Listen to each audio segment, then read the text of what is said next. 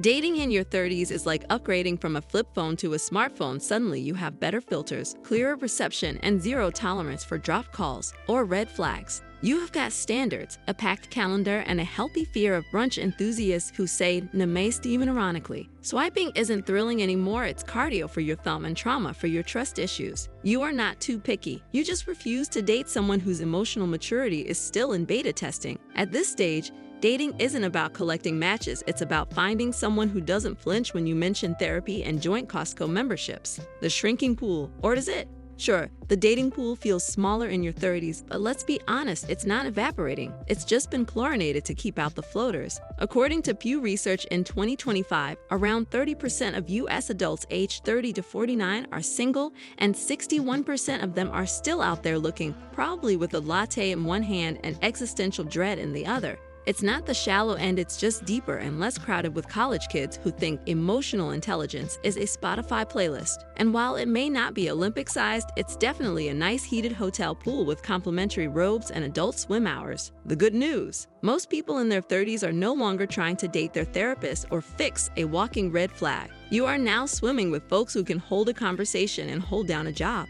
Plus, apps like Bumble and Hinge let you filter out the crypto bros and entrepreneurs who live with their moms. You're not being picky, you are curating a love life that doesn't involve explaining why you're not into magic mushrooms on first date. Readiness. Been there, done that. By your 30s, you have likely survived toxic exes, confusing situationships, and the psychological warfare that is assembling IKEA furniture with someone who swears they read the instructions. At this point, dating is less, let's see what happens, and more, do you believe in therapy, flossing, and mutual respect? Psychology backs it up. 30-somethings show stronger attachment security, which means less emotional whiplash and more grown-up communication that does not involve posting when Mercury's in retrograde. According to Match.com's 2024 Singles America study, 83% of daters in their 30s are actually looking for real relationships, not just someone to split a Hulu account with. You are not here for games. You're here for someone who knows what boundary is and does not think intimacy means sharing a meme. These are the years where you start screening for red flags before the appetizer even arrives.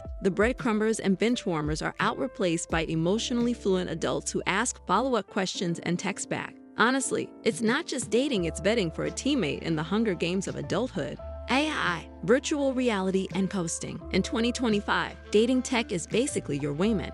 AI-driven matchmaking tools now use everything from attachment style to astrological birth charts to suggest matches. Platforms like Harmony and Tinder AI are incorporating behavioral data and even tone analysis in your chats to help predict compatibility. But beware, with tech convenience comes ghosting at lightning speed. According to a 2025 Bumble report, 61% of users report being ghosted in the past year, with emotional overload and option paralysis as the top causes. And let's not forget Zoom dates. Yes, there's still a thing. Bonus: you can mute someone mid-rant. Downside: you can't smell their cologne or lack of hygiene. The gender discrepancy. Let's talk dating economics. Women in their 30s are absolutely crushing it, career-wise, emotionally, and financially, while many men are still figuring out how to hang a shower curtain without assistance. According to 2025 U.S. Census data, 47% of women aged 30 to 39 hold college degrees compared to just 38% of men, and single women under 40 now own a hopping 10.76 million homes. The ladies are not just bringing something to the table. They built the damn table, decorated it, and probably refinanced it at 4.2%. So while women are searching for emotionally intelligent equals, not fixer-uppers with commitment issues, men who can express their feelings and file their taxes have become dating unicorns. Seriously, a guy who can talk about his childhood and owns matching socks. He's basically a limited edition. These quiet, stable men with decent credit scores and a working dishwasher are being chased like they're Harry Styles at a Home Depot. Vintage, not broken. Everyone's lugging a little something by their 30s. It just depends if it's designer heartbreak or emotional carry-on. You're still trying to zip shut. Let's face it, at this point, if someone says they've never had baggage, they're either lying or were cryogenically frozen during their 20s. Divorce? Therapy?